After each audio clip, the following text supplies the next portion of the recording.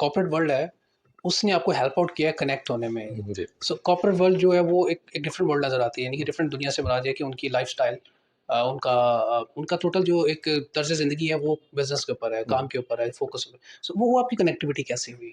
अच्छा, corporate world में भी जो ड्राइवर है वो तीन चीज़ें होती हैं ठीक है।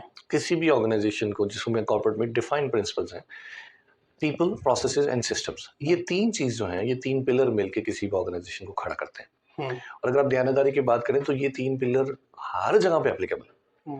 वो किसी सोसाइटी में ले लें, किसी फैमिली में ले लें, पॉलिटिकल इन्वायरमेंट में ले लें, पीपल, प्रोसेसेस एंड सिस्टम, ये तीन चीज़ें हैं जो इसको खड़ा करते हैं। लेकिन सबसे इंपॉर्टेंट एलिमेंट है ह्यूमन। कॉर्पोरेट ने इसको बहुत डीप स्टडी किया, अंडरस्टैंड किया। मुझे अपॉर्चुनिटी मिली माइक्रोसॉफ्ट में काम करने की एट अ ग्लोबल स्केल। तो ओवरऑल मेरा 25 साल अब हो गए हैं कॉर्पोरेट के साथ जुड़े हुए।